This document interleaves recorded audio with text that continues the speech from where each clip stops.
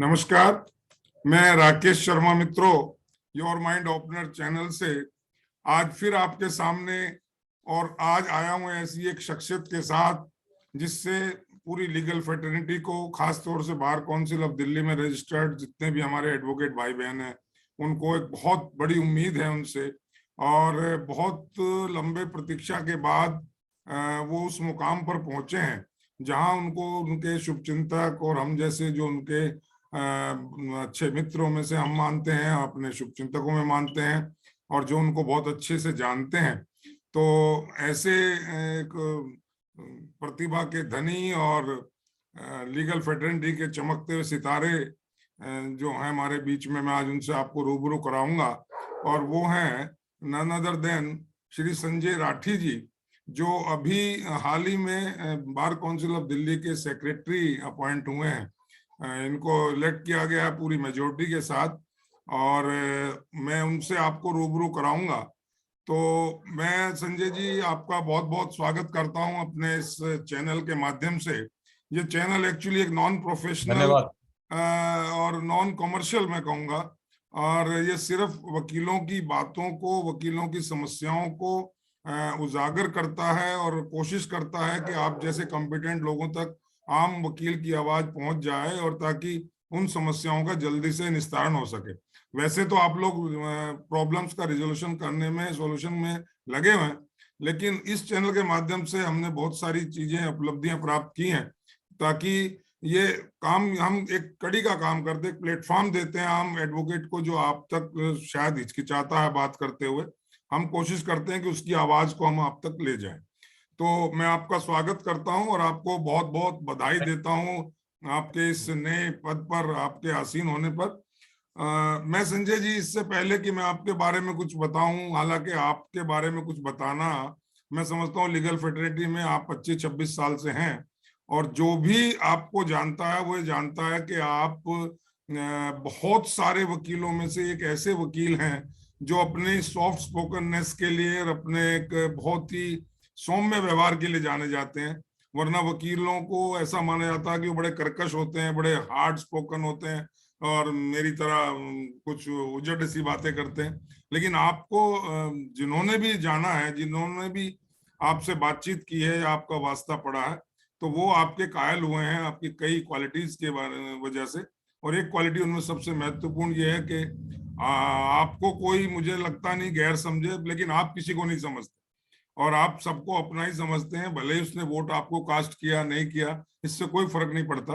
आप मेजोरिटी से आए हैं जीत करके, और ये आपका एक अच्छा बड़प्पन है कि आप सबको एक जैसा समझते हैं और सबको इज्जत देते हैं, सबका प्यार आपको मिलता। तो मैं जानना चाहूंगा कि वो संजय राठी जो हमारी तरह एक सिंपल एडवोकेट था before coming in bar council of Delhi, before electing as a member of bar council of Delhi, वो कोर्ट चेयरमैन रहा 2 साल, और वही शख्सियत आज सेक्रेटरी के पद पर है। तो मैं एक डिफरेंस आपसे जानना चाहूंगा कि एक simple member of bar council of Delhi, not executive body में, और एक पदाधिकारी यानी office bearer of bar council of Delhi में, क्या फर्क आप अपने आप में महसूस करते हैं? मैं यहां से आपकी बात शुरू करता हूं। स्वागत है आपका। आपके चैनल में आपने मुझे आवेदन दिया, मैं इसका धन्यवाद करता हूं। और आपके द्वारा रखी गई बात कि एक ऑर्डिनरी मेंबर और एक जिम्मेवारी वाले पद में मेरी पर्सनल आइडेंटिटी में क्या फर्क आया, ये सब एक चिंतन का फर्क है, जो कि मैं अपने अंदर कोई ऐसा बदलाव ना कभी चाहूंगा कि मेरे अंदर आए। मैं एक पद पे बैठने के बाद मैं सभी अपने अधिवक्ता भाई 1995 से लेके अब तक रहा हूं और आगे भी वही संजय राठी रहूंगा। जो भी मेरे से बन पाएगा, जो भी मैं कर पाऊंगा, और जो भी इस पद पर बैठ कर मैं अपने साथियों के लिए, अपने वकील भाइयों के लिए करूंगा, उसमें 1% भी कोई बदलाव या कोई ये कहे कि भी संजय राठी से बात नहीं हो पाई या उससे नहीं कर पा रहे, ऐसी कभी भी कोई शिकायत का मौका नहीं मिलेगा। I am always available for complete fraternity of which I am also one of the part in it. नहीं, ये तो आपसे हम उम्मीद करते हैं, बिकॉज हरियाणा के झज्जर डिस्ट्रिक्ट के एक छोटे से गांव से, आप सांखल गांव से आए, आपका जन्म हुआ, आपकी मुझे जहां तक पता है कि आपकी बेसिक जो एजुकेशन है बहादुरगढ़ में हुई, और आपने लॉ जो है रोहतक एमडी यूनिवर्सिटी से किया, और 1995 में आपने यहाँ रजिस्ट्रेशन अपना कराया, और तब से आप लीगल फ्रेटर्निटी में बहुत महत्वपूर्ण पदों पे रहते हुए आप एडिशनल एडवोकेट जनरल भी रहे हरियाणा स्टेट के काफी सालों तक, और आपने यूनियन ऑफ इंडिया के स्टैंडिंग काउंसिल भी रहे आप लगभग 6-7 साल, 2003 से 2008 तक। ये सारी उपलब्धियां आपके पास हैं। लेकिन मैं एक जानना चाहता हूं कि आपको जो वकालत है वो विरासत में मिली। आपके फादर जाने माने प्रोसिक्यूटर रहे, जाने माने, उनका एक बहुत बड़ा नाम था, और लीगल फ्रेटर्निटी उनको बहुत इज्जत के नजरों से जानती है, और बहुत ही इज्जत उनकी है लीगल फ्रेटर्निटी में।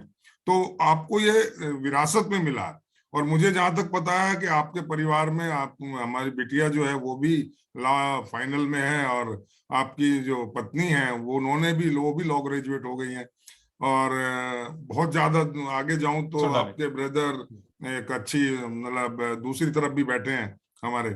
तो ये जो विरासत में मिली हुई चीज है, तो मैं जानना इस बात को, ये जो मैं बताना चाह रहा हूँ अपने सभी जो इस बात को देख रहे हैं, सुन रहे हैं, मैं ये जानना चाहता हूँ कि इस विरासत को आप कितना अपने आप को सक्षम पाते हैं कि आपने उस थाती को, उस गरिमा को बढ़ाया है, या वहीं रखा है, या अभी आपको लगता है नहीं, अभी उस माइलस्टोन को नहीं छू पाए हैं संजय जिसको वो छूना चाहिए या छूना चाहते हैं? जी संजय। देखो, जैसा आपने मेरे परिवार के बारे में जो बखान किया, नो डाउट मेरा बैकग्राउंड, मेरे पिताजी 15 साल as a head of department police training college रहे। He retired as a chief prosecutor. परिवार भी सारा लॉ बैकग्राउंड से है, और इन्हीं सभी लॉ बैकग्राउंड ऑफ चिंतन हम कहें जो मेरे अंदर भी आया, और वकालत के चलते चलते आप लोगों के अफेक्शन से, पूरे वकील समाज के अफेक्शन से एक मुझे जिम्मेवारी दी गई। इस जिम्मेवारी को मैं निभाते हुए whatever at the best to the height of the situations ki we can bring all the welfare which we could do for our fraternity, which we could do for our all legal background persons who are व्यक्तिगत मानना है कि at the best we should provide that platform to this institution, that each advocate who is at the last corner should also be available with all the facilities, and he should grow like anything in this profession.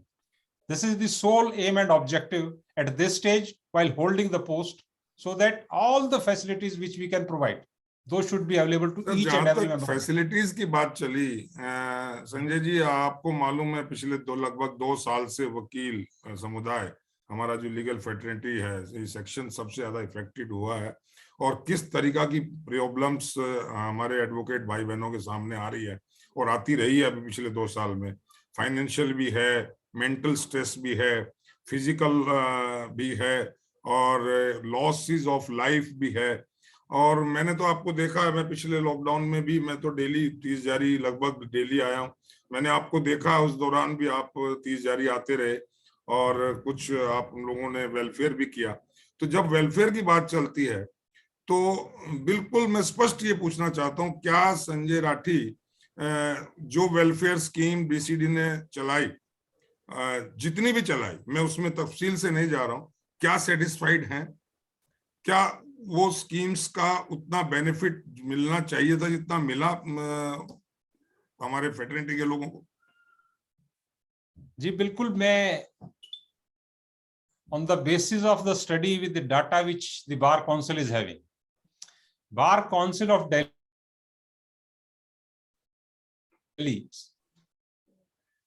Bar Council of Delhi के पास whatever being a statutory body it could have done it, आज हमें 24,033 अपने वकील साथियों के लिए insurance policy, mediclaim policy, insurance policy 10 lakh रुपए तक, मेडिक्लेम पॉलिसी 5 लाख रुपए तक, दिल्ली सरकार से निवेदन करके सभी दिल्ली के साथियों के लिए जो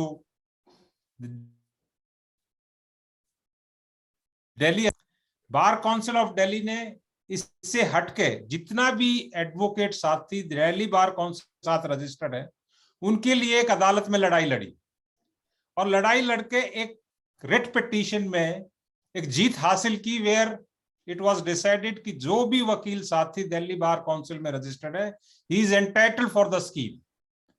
उसके लिए अदालत ने, दिल्ली उच्च न्यायालय ने एक आदेश पारित किया जो कि अभी लंबित है एक एलपीए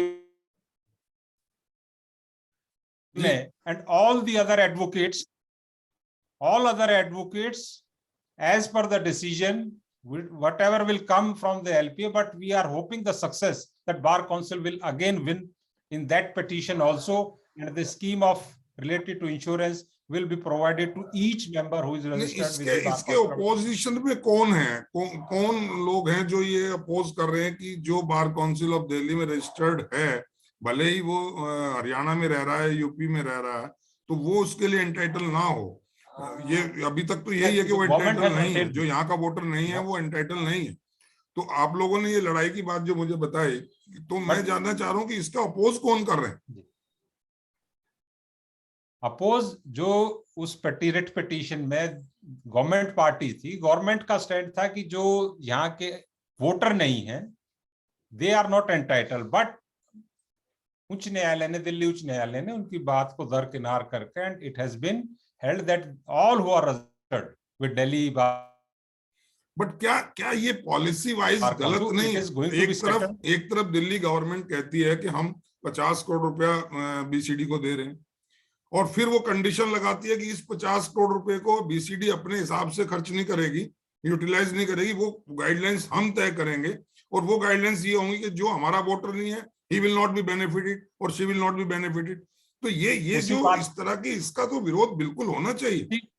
उसी का एक अंतिम बिंदु लगाने के लिए the matter is in the honourable, soon it is to be decided by the honourable court, and उसका एक बार लीगली निवारण होने के बाद it will be completely settled that each member as per the orders which are going to be passed. So उस लड़ाई को एक अंतिम छोर तक ले जाके सभी वकील साथियों के लिए बार काउंसिल तत्पर निरंतर प्रयास कर रही है कि एक फैसिलिटी जो जिसका शुरुआत हुआ है ये एक हर वकील साथी को मिले। नहीं, बीसीडी ने जैसा आपने भी देखा, हमने भी देखा, बीसीडी ने कुछ स्कीम्स की, राशन देने की स्कीम की, उसमें कुछ सक्सेस नहीं हुआ, वो राशन जो बटा उसमें बड़ी जिल्लत उठानी पड़ी वकीलों को, फिर वो पैकेट बन के वो घरों तक डिलीवर हुए, उस तरह का हुआ। बट कहीं ना कहीं कोई मैनेजमेंट में कहीं कमी आपने महसूस की कि वो पॉलिसी जो बनी उसको कहीं ना कहीं ढंग से एग्जीक्यूट नहीं कर पाए? राकेश जी, जो आपने बात रखी उसको मद्देनजर रखते हुए, बिकॉज बार काउंसिल दिल्ली के जो 25 साथी हम वहां हैं, हर साथी का एक ही एम एंड ऑब्जेक्टिव था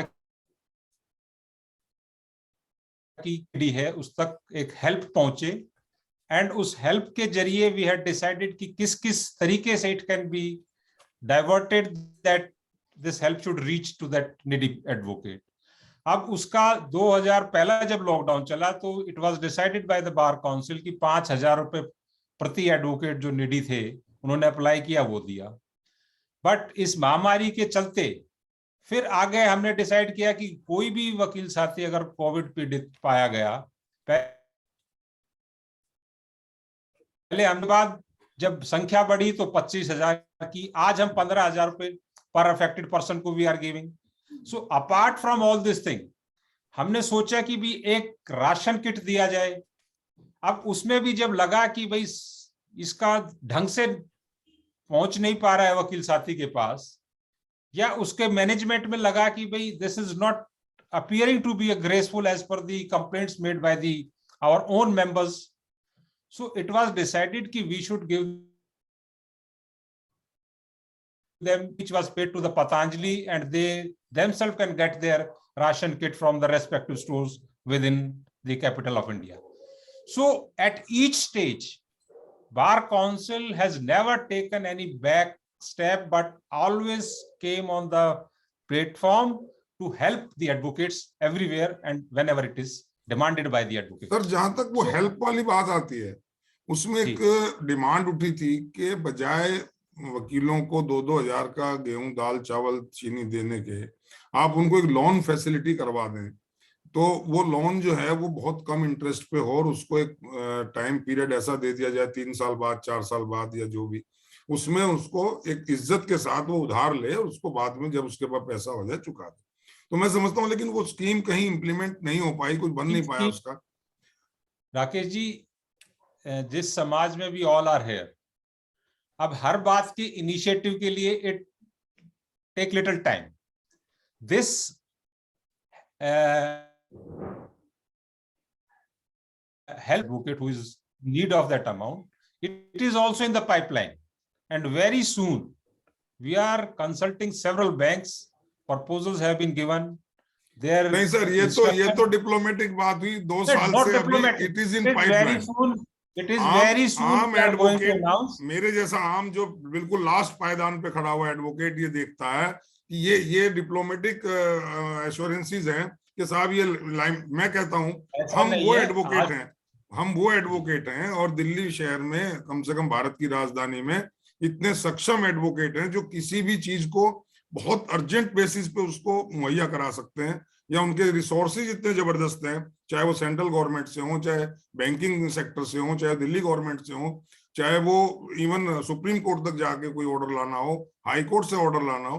कहीं ना कहीं सर, कहीं ना कहीं हम लास्ट पायदान पे खड़े हुए एडवोकेट ये सोचते हैं कि कहीं हमारी इस बात को अनदेखा या इसमें लेट लतीफी का शिकार है। ये मेरा एलिगेशन नहीं, ये आम जनरल एडवोकेट का एक वो है। मैं समझता हूं, बट अगर हम किसी से कोई लोन की बात करते हैं तो there are number of list of conditions, but we had made them to come narrow by reducing those conditions, and so that easily this loan facility could be taken at a nominal rate of the interest. कब तक हम उम्मीद कर सकते हैं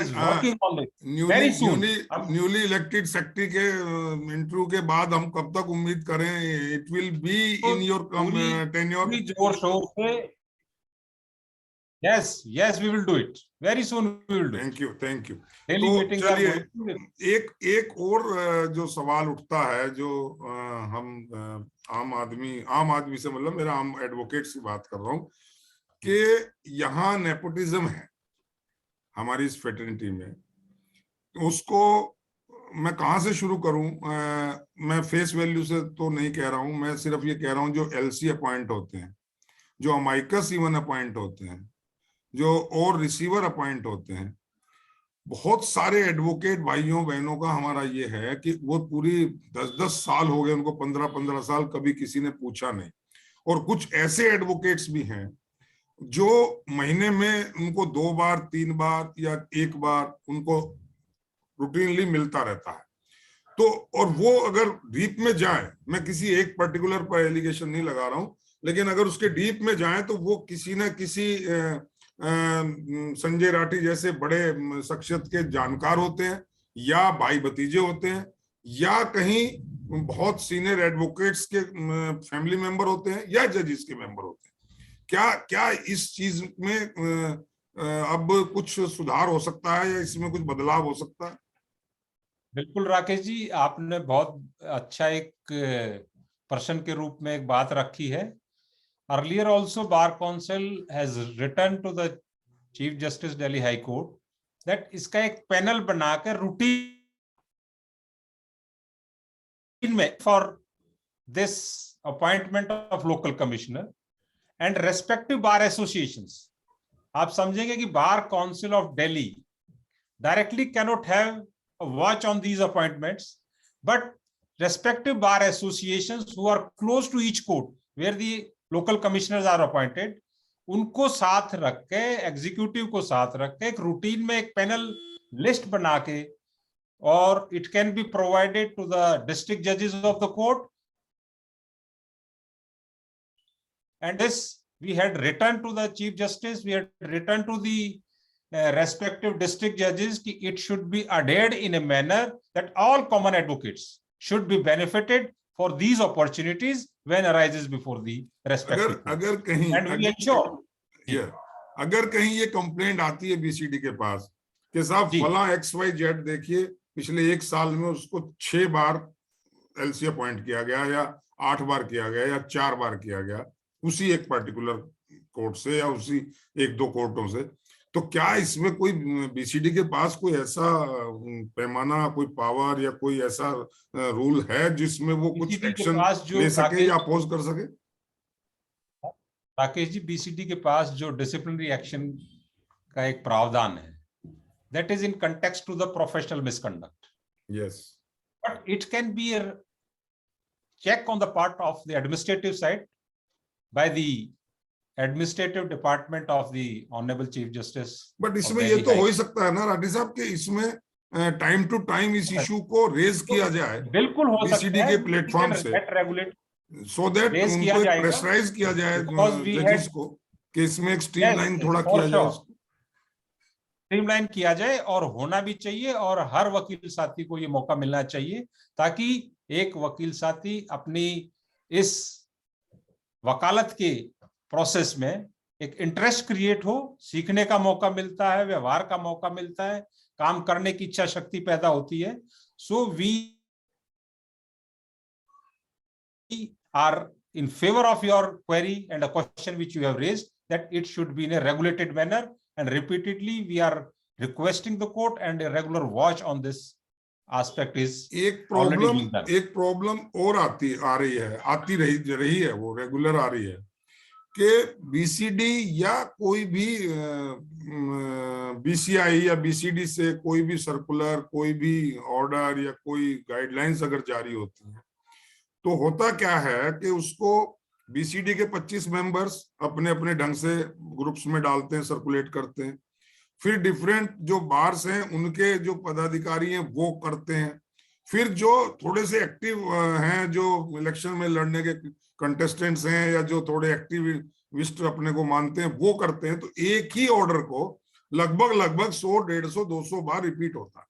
क्या हम अपने प्रेजेंट सेक्रेटरी से उम्मीद करें कि एक ऑथराइज बीसीडी का एक सिस्टम बने, वहां से कोई भी ऑर्डर हो बस वहीं से और वो ऑथेंटिक हो? उसमें क्या होता है, राकेश शर्मा ने अगर कोई उस ऑर्डर को सर्कुलेट किया, वो थोड़ा अपना नमक मिर्च इफ एंड बट लगा के और उसको टिल्टी कर देते कई बार, तो फिर आदमी पूछता अरे ये सच है क्या, ये ऐसा ही हो, नहीं ऐसा नहीं है वैसा है. तो क्या ये ऑथराइज एक विंडो नहीं बन सकती कि वहीं से ऑर्डर इशू होगा बस और कोई नहीं करेगा? राकेश जी, मैं आपको बताऊं, अभी रिसेंटली 8 फरवरी से 17 फरवरी तक दिल्ली गवर्नमेंट ने इंश्योरेंस से related web portal, yes recently यही हुआ, दैट इन ईच आप देखेंगे हर अदालत में 30,000 जैसी बड़ी अदालत है तो 4 जगह we had put a cutout with that information on the exit and entry of the gate. सभी जिला अदालतों में, ट्राइब्यूनल्स में हमने ये सारा एक बोर्ड बना के लगाया कि each member should have that information. उसके अलावा बार काउंसिल दिल्ली ने पैम्पलेट प्रिंट करा के each chamber those pamphlets have been delivered. जी हाई कोर्ट में जहां भी अदालत है, so this time it has been taken care of कि whatever information is being released from the office of the Bar Council of Delhi, it should be delivered directly to the each member. Sir मैंने पहले भी इस issue को उठाया था, circulation and wide publicity. आपके पहले मैंने सांगवान जी से भी ये इशू उठाया था, उससे पहले विष्णुदत्त शर्मा जी से भी उठाया, पीयूष गुप्ता जी से भी मैंने ये इशू उठाया कि आप एक ऐसा ऑनलाइन सिस्टम बना दें कि किसी भी एडवोकेट को जो बीसीडी में एनरोल है उसको कोई क्वेरी, कोई उसकी कंप्लेंट, कोई उसके परेशानी कुछ भी है, वो उस नंबर पे डायल करे और उसे उसका सॉल्यूशन मिले. वो उसकी कई तरह की प्रॉब्लम्स हैं, जैसे एक बहुत बड़ी प्रॉब्लम आती है वकीलों को पुलिस के साथ बिहेव की, या पुलिस अक्सर मिसबिहेव करती है, या वकीलों को लगता है कि हमारे साथ मिसबिहेव हुआ या हमें ड्यू रेस्पेक्ट नहीं दिया गया, ड्यू रिगार्ड नहीं किया गया हमारा, उसको लेके बड़े कॉन्फ्लिक्ट होते हैं। रोज आए दिन आप भी सुनते हैं, हम भी सुनते हैं। तो क्या एक ऐसा हेल्पलाइन टाइप नंबर या जो 24 आवर चले, उसको फिर भले ही वो कॉल ये हो कि भाई आपका मॉर्निंग में सॉल्यूशन होगा, सपोज आज की डेट में रात को 2 बजे किसी वकील के साथ कोई वारदात हो जाए, तो वो अगर तो जानता है कि मैं संजय जी को फोन करूं, मैं पीयूष जी को करूं, या नशियार जी को करूं, या मैं खोसला जी को, किसी को भी करूं, तो वो कर लेता है। अगर उसके सोर्स नहीं है तो वो फिर हेल्पलेस होके वो अपने आप को असहाय महसूस करता है। तो क्या ऐसा कोई सिस्टम बनने की उम्मीद कर सकते हैं हम, जिसमें किसी भी वकील को 24 आवर कोई हेल्प के लिए जरूरत? बिल्कुल। मैं आपके चैनल के माध्यम से बताना चाहता हूं कि very recently bar council, after having round of meetings with the commissioner of police, एक पैनल तैयार करके, it is there on the website of the bar council of Delhi. The officers have been appointed. If any advocate is involved in any sort of dispute, so that no action at the end of the police will be taken against him. And immediate commissioner of police, uska website pe detail, naam, address, everything has been provided. Because immediate relief to an advocate, bar council में phone करने से नहीं बनेगा. But the person who have been got appointed from the police force, those are the persons वो जो उसके grievance को redress करेगा. So it is there on the website, and immediately all the members, their phone numbers have been displayed on the website of Bar Council of Delhi. नहीं, मैं police की बात नहीं कर रहा हूँ, कोई भी प्रॉब्लम हो सकती है, किसी जज, किसी जुडिशियल ऑफिसर से कोई भी प्रॉब्लम हो सकती है, किसी कुलीग से भी प्रॉब्लम हो सकती है, किसी सीनियर जूनियर से भी प्रॉब्लम हो सकती है, जेंडर बायस प्रॉब्लम भी हो सकती है। मतलब एक ऐसा कोई हेल्पलाइन नंबर कोई कोशिश की जाए बीसीडी से मिल जाए तो it is there, Sharma ji, it is there on the website. Apart from the numbers of each member of the bar council, that help desk is already there, so anybody can connect with that. Okay. Information reach to the concerned member in that relation, and we will ensure that it should be in more specific terms as the question put by you. So we ensure this. एक problem है या suggestion है या मैं इसे क्या कहूं कि बीसीडी में लेडी मेंबर शायद नहीं है 25 में जी. This time it is not there, but मैं जानना चाहते हैं वकील मेरे भाई बहन कि क्या हर जगह रिजर्वेशन है, ग्राम पंचायत से लेकर के पार्लियामेंट तक, कि भाई इतना % जो है वो लेडीज के लिए रिजर्व है? क्या कोई ऐसी स्कीम आप लोग ला सकते हैं कि अगला जो चुनाव हो उसमें इतना % सीटें जो हैं वो हमारी बहनों के लिए हों? क्या ये प्रपोजल संजय राठी अपने टाइम में ला सकते हैं? बिल तो पेश करें, बिल तो पेश करें, let us see what happens. 25 लोग क्या कहते हैं, अदर 24 क्या कहते हैं? क्या आप इस बात से समर्थन करते हैं कि ऐसा होना चाहिए? बिकॉज मैं आऊंगा उस बात पे कि ऐसा क्यों कह रहा हूँ।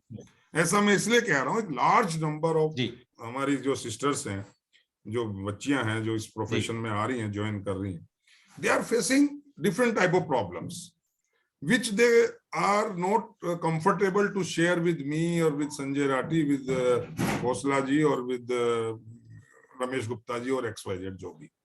बट अगर उन्हें लगता है कि वहां रिप्रेजेंटेशन उनका भी है तो वो ज्यादा कंफर्टेबल होंगे और वो प्रॉब्लम्स को शायद बहुत अच्छे ढंग से, हमसे बेहतर ढंग से उसको रिजोल्यूशन उसका हो सकता है। तो क्या ऐसा एक स्कीम नहीं आनी चाहिए? आपके हिसाब से दी ingredients of your question are in a right direction, but being the member of this legal society, equality is there. Yes, वो ठीक है। What नहीं, मैं कह रहा हूँ कि whatever grievance to our sister advocate, we had an employee, lady employees are also there.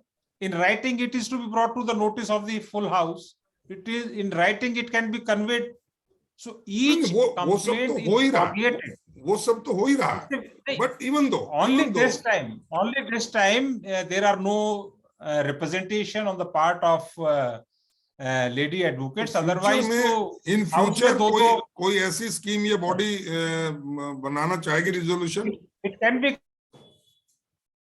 हम उम्मीद करते हैं आप इस पॉइंट को रखें बीसीडी में। legally how it can be, अगर वो अप्रूव होता है एग्जीक्यूटिव जी। बॉडी में, इस तरह का रिजोल्यूशन, कोई इस तरह का अमेंडमेंट कुछ हो सकता है, तो उससे बहुत लोगों को उम्मीद है कि शायद उससे उनका रिप्रेजेंटेशन होने से कुछ ज्यादा बेनिफिट मिले। it is a statutory body governed under the Advocates Act. Yes. So in that situation these things are to be taken care of during the course of the ये बड़ा parliament. आश्चर्यजनक है कि भाई एक यही बॉडी ऐसी जहां नहीं है लेडी मेंबर, दो रिप्रेजेंटेशन जी, तो इस तरह की कई चीजें की तरफ से सरला कौशिक मैडम की जी, नहीं वो तो ठीक है, बट फिर भी मैडम अगर 25 में से 5, 4, 3 ये रखा जाए, जैसे डिफरेंट बार्स में भी है, हमारे छोटी जो डिस्ट्रिक्ट बार्स हैं उनमें भी है, भी एक लेडी मेंबर एग्जीक्यूटिव होगी या एक मेंबर एग्जीक्यूटिव लेडी होगी। Those are associations which control the local issues and there should be a representation, but this is the open platform for all the advocates. But हम उम्मीद करते हैं कि आप इस इशू को रखें। हम इस चैनल के माध्यम से बहुत सारे लोगों की बात आप तक पहुंचा रहे हैं कि इसको आप रखें। क्या हश्र होता है, कौन अपोज करता है, कौन फेवर करता है, वो टाइम विल टेल। तो दूसरा एक और बात जो लोगों के मन में खटकती है राठी जी, वो ये कि कहीं बीसीडी में भी कोई गुटबाजी है जो कई बार दिखाई भी देती है बाहर, और वहां भी कुछ ऐसा है। मैं बिल्कुल साफ साफ कहूं तो रमेश गुप्ता जी प्रेसिडेंट होते हैं तो सेक्रेटरी पीयूष गुप्ता जी बन जाते हैं। अभी हमारे चौधरी साहब जो हैं, सहरावत जी जो प्रेसिडेंट बने तो संजय राठी और सांगवान जी सेक्रेटरी बन जाते हैं। तो कहीं कुछ ऐसा गुटबाजी लोगों में महसूस होती है, लोगों के अंदर दिमाग में है कि वहां भी कुछ ऐसा है। नहीं, ऐसा कुछ नहीं है। All members they have equal right. आप वो तो है, इक्वल राइट तो है, बट कहीं गुटबाजी का शिकार तो नहीं है बीसीडी। नहीं। अभी एक मेंबर में नाम नहीं लूंगा, उन्होंने काफी कुछ लिखा, काफी कुछ वकील समाज के लिए we had to work. These are the time phases assigned duties कि while being in governing executive body you have to do this, but the paramount interest of each member of the Bar Council of Delhi is for the how the welfare could be provided to the each advocate. So gutbaji as such we cannot say. We all are together. We all are working for our advocate community, and it cannot. एक और ऐसा ही diplomatic सा answer और एक ऐसे diplomatic सा answer सुनना चाहते हैं लोग कि जो डिस्ट्रिक्ट बार्स हैं, डिस्ट्रिक्ट बार एसोसिएशंस हैं, उनका कोऑपरेशन बीसीडी को प्रॉपर है या कहीं लगता है कुछ और थोड़ा उसमें इम्प्रूवमेंटेशन होना चाहिए? नहीं, देखो, जो भी बार काउंसिल की तरफ से एक मैसेज गया, आप जैसे now we are daily requesting कि wide publicity for this new registration for associations are following our request. We can say we are requesting them, wide publicity should be given, and for welfare of advocate, whatever, if somebody is appearing to be rigid, then he cannot be said to be acting in welfare of the advocates community. It should not be there, and we are requesting each member who are representing the respective bars that they should come forward and they should take step joining the hands with the Bar Council of Delhi or the other respective bar associations. So the sole motto of each executive is that whatever best we can do while being in this position, it should be placed before our advocate community, and these benefits should be provided so that the system should grow. एक और समस्या की तरफ मैं आपका ध्यान दिलाना चाह रहा हूं। जो डिस्ट्रिक्ट बार्स हैं, डिस्ट्रिक्ट कोर्ट्स की जो बार एसोसिएशंस हैं, वो अक्सर देखा गया है जब उनका टेन्योर, उनका एसोसिएशन का पूरा हो जाता है, उस तो टेन्योर के एकदम बाद वो इलेक्शन नहीं कराती हैं, या तो वहां के लोग कोर्ट्स में जाते हैं, या इधर उधर फाइटिंग शुरू होती है, आपस में रिफ्ट होता है, आपस में रोज उठने बैठने वाले लोगों में एक अननेसेसरी का टेंशन होता है। क्या बीसीडीए कोई ऐसा फॉर्मूला नहीं बना सकती कि टाइम फ्रेम फिक्स कर दिया जाए, जैसे सुप्रीम कोर्ट में दिसंबर के लास्ट वीक में इलेक्शन होगा ही होगा, ठीक है, उसी तरह क्या ये बार एसोसिएशंस के इलेक्शंस को भी थोड़ा कंट्रोल अपने में नहीं ले सकती बीसीडी? कोई पावर ऐसी नहीं है क्या? बिल्कुल। देखो, first of all the respective हर बार बार क्यों एसोसिएशन, कोर्ट में जाए, हर बार क्यों कोर्ट में जाया जाए, हर बार क्यों उनकी तरफ देखा जाए कि साहब आप कब अपना सिंहासन खाली करेंगे ताकि दूसरे लोगों को सेवा करने का मौका मिले? मेरा ये मानना है कि this adherence of constitution of each bar association and their executive members who are presently Bar Council of Delhi, already one petition is pending before the Honorable High Court of Delhi in this context that all the elections these should be regulated, एक time frame में election हो, पूरी दिल्ली में एक इसका election का scenario बनाया जाए ताकि in uniformity those elections could be conducted. Can BCD issue some guidelines regarding this? Yes, we had issued, and in future we are planning for it, that this should be a strict adherence in this context. Because अभी जैसे Shahdara bar association का time पूरा हो गया, ऐसे हमारा Delhi bar association का time पूरा हो गया, ऐसे और भी दूसरी बार्स का भी टाइम आएगा जाएगा, जो भी होगा। मैं किसी पर्टिकुलर की वो बात नहीं कर रहा हूँ, but it should be uniform to all 6 bar कि वहां ऐसा कुछ होना चाहिए। Election rules have been framed. Those are going to be implemented. The matter is there before the Honorable Delhi High Court, and very soon it is going to be decided by mutual consent of each association. चलिए, मैं आपसे बहुत थोड़े hard आपको शिकायत भरे सवाल पूछता जा रहा हूं। अब मैं एक सवाल पूछकर अपना आज के बातचीत खत्म करूंगा। सवाल ये है कि जब संजय राठी जी बार काउंसिल में इलेक्ट होकर गए तो उस वक्त वो क्या करना चाहते थे? क्या उनके मन में था कि मैं क्या करूंगा?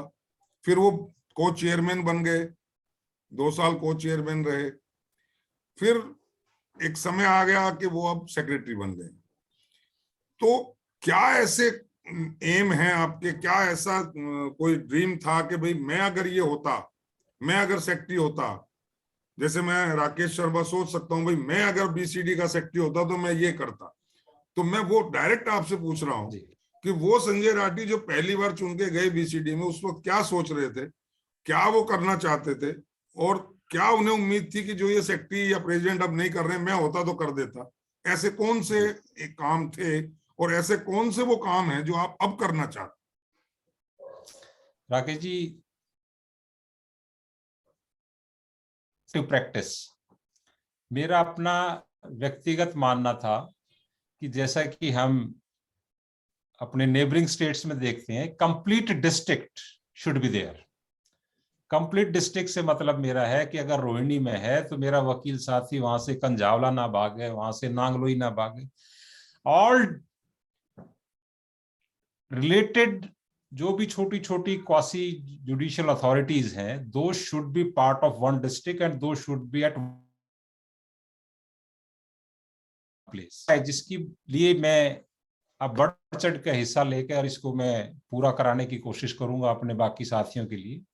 एक कंप्लीट डिस्ट्रिक्ट होने के बाद एक वकील साथी को काम की निपटाने का इतना समय मिलेगा कि उसको अलग से कोई फुर्सत नहीं होगी कि भी मैं किसी और काम में लग जाऊं।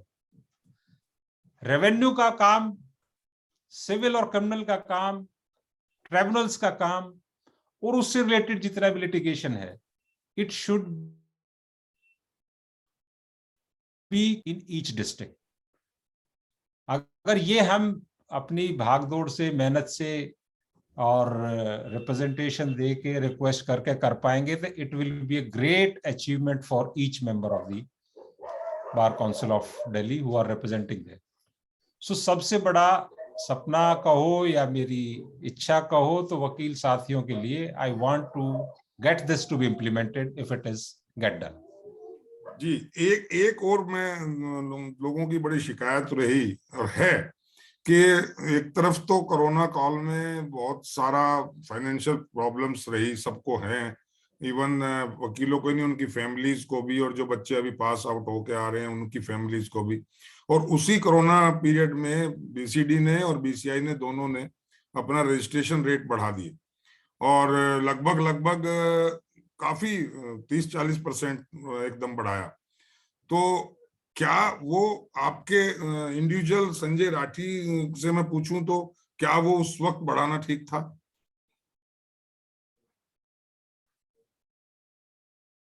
ऐसे समय में जब फाइनेंशियल क्राइसिस में सब लोग हम चल रहे थे।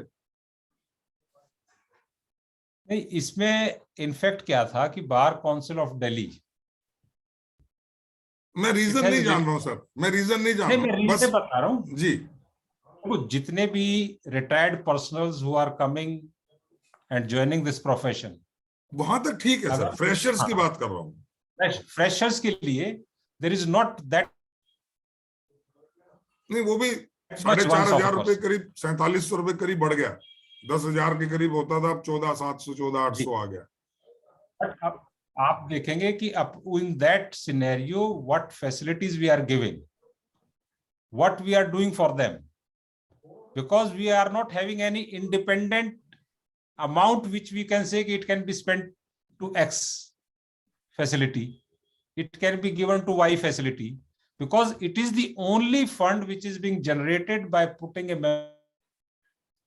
मैं जन फंड जनरेट करने को गलत नहीं, only amount, it is not, I am not raising the voice against the fund generation. I am just saying the period chosen by the BCD or BCI both was not appropriate in eyes of general advocate, because ये अब 6 महीने बाद बढ़ा लेते, पैसे की तो अभी कोई कमी नहीं है, पैसा तो बीसीडी के पास भी बहुत है, बीसीआई के पास भी करोड़ों, पता नहीं कितना पड़ा, हम नहीं जा रहे उस बात में, लेकिन ये लोगों को चुभा।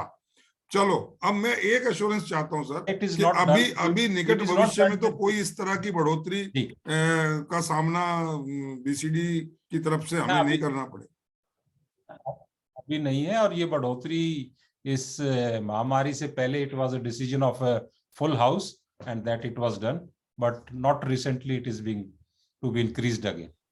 नहीं, मुझे पता लगा था कुछ लोगों ने अपोज किया तो उनको दबा दिया गया। अपोज तो किया था 25 में से कुछ लोगों ने अपोज किया था कि भाई अभी ना बढ़ाया जाए, तो लेकिन बढ़ा अल्टीमेटली बढ़ गया, मेजोरिटी ने कहा बढ़ गया तो बढ़ गया। फुल हाउस ऑलवेज जी। तो और कोई मैसेज स्पेशली मैं चाहूंगा, because you are holding a very important post in bar council of Delhi, तो जो आज सबसे ज्यादा सफरर है वो हमारा यंगस्टर है, जूनियर लॉयर है, जो अभी रिसेंटली 1-2 साल पहले जिसने रजिस्ट्रेशन कराया, पिछले 2 साल से जूनियरशिप करने का मौका नहीं मिला और सीखने का मौका नहीं मिला है, और बड़ा मन में फ्रस्ट्रेशन है। कुछ लोग यहाँ से घर छोड़कर, यहाँ दिल्ली छोड़ करके अपने नेटिव प्लेसेस पे चले गए हैं। सबसे ज्यादा प्रॉब्लम उनको हुई है जो, और कुछ ऐसे जो बिल्कुल डेली कमाने वाले भी एडवोकेट्स थे जो जिनका परमानेंट ऐसा अभी सिस्टम नहीं बना था। तो मैं चाहता हूं कि बार काउंसिल ऑफ दिल्ली के बिहाफ पे बीइंग सेक्रेटरी संजय राठी कुछ एक ऐसा मैसेज सबके लिए दें ताकि उनको प्रोत्साहन मिले, उनको थोड़ा मानसिक तौर से संतुष्टि मिले और उनको एक गाइडेंस मिले आपकी तरफ से, so that they can improve their lifestyle और देयर प्रोफेशन। जी, तो सबसे बड़ी बात तो इस महामारी के दौरान it is immeasurable pain which we all have suffered. अब इस बीमारी से छुटकारा पाने की तरफ हम सभी बढ़ रहे हैं। दोबारा इस प्रोफेशन को फिजिकली आप बुजुर्गों से, जो एक्सपर्टीज एडवोकेट्स थे उनसे, तो वो समय दोबारा धीरे धीरे लौट रहा है। और इस समय का सदुपयोग करके हर वकील, नए वकील साथी को दोबारा से एक जुझारू रूप दिखाकर हमें अपने आप में एक ग्रोइंग आइडेंटिटी प्रेजेंट करनी है। उसके लिए बार काउंसिल हमेशा for any kind of help is available, respective bar we are here to provide some expertise training so that this system could be again brought to the same track which it was earlier going on. और मैं सभी वकील साथियों से आपके channel के माध्यम से एक बात और कन्वे करना चाहूंगा कि ये जो welfare scheme for the advocates voter at Delhi assembly elections, they should not miss this time, और इसको वाइड पब्लिसिटी देके अप्लाई करें, अपना रजिस्ट्रेशन कराएं, ताकि इस स्कीम का फायदा हर वकील साथी तक पहुंच सके। बहुत बढ़िया आपने मैसेज दिया राठी जी, और मैं उम्मीद करता हूं कि जो मुस्कुराहट, एवरग्रीन मुस्कुराहट आपके चेहरे पर है, यही मुस्कुराहट दिल्ली बार काउंसिल के हर रजिस्टर्ड एडवोकेट के चेहरे पर आए।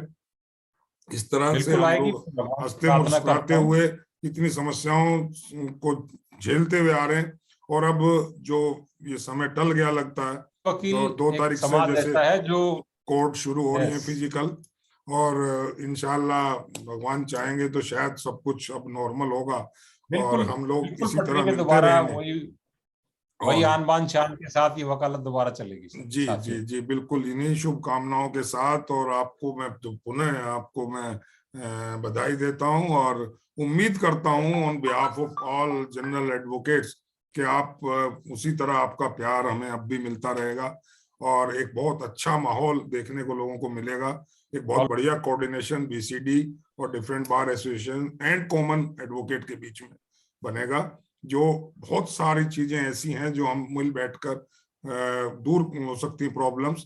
और मेरा तो और हमारे इस चैनल का भी मानना है कि together we can achieve, together we can do anything which ever possible.